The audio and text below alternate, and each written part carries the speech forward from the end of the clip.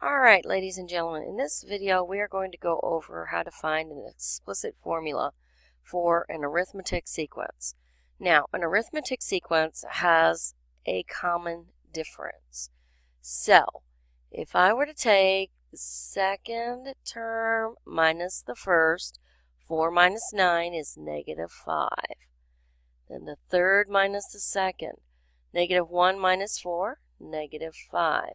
This is how I know this is arithmetic, because I have a common difference. Negative 6 minus negative 1 is negative 5.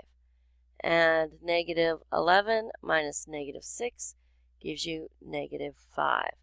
So this means my common difference is negative 5. So I'm going to use the term D for common difference. D equals negative 5. Now, we have a formula for an arithmetic sequence, okay?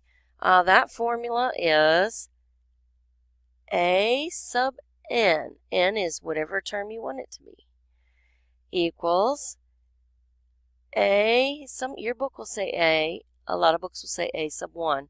I prefer to use A sub 1, why? Because that means the first term, okay? A sub 1 plus n minus 1 times D, your common difference. Okay? Now, let's find a formula for this. A sub 1 is 9 because the first term is 9. So, A sub n equals 9 plus n minus 1 times our common difference, which is negative 5. All right, let's distribute the negative 5. A sub n equals 9. Negative 5 times n is negative 5n. Negative 5 times negative 1 gives you plus 5. Combine like terms, 9 plus 5 is 14.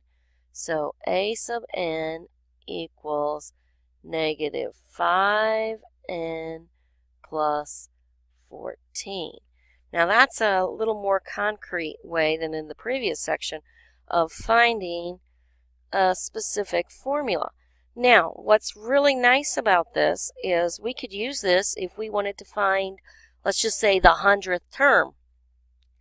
Now, if we had a recursive formula which depended upon the previous term, here it's add negative 5 to the previous term to get the next term, add negative 5 to the 4 to get negative 1, you'd have to always have the previous term. And that's not practical when you want to find something like the 100th term. You don't want to have to find the first 99 terms in order to be able to find the 100th term. Instead, with an explicit formula like this, we can just plug in 100 in for n. So, A sub 100, that means the 100th term, will equal negative 5 times 100 plus 14.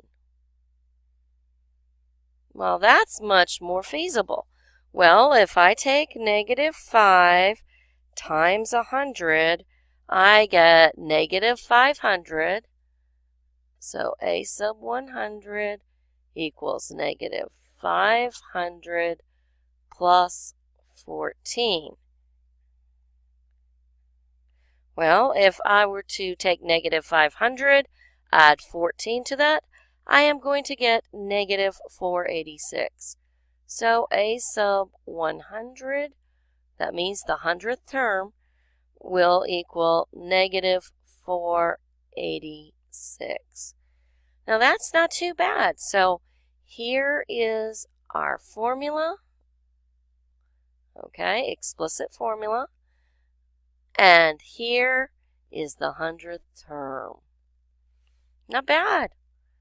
All right. Enjoy.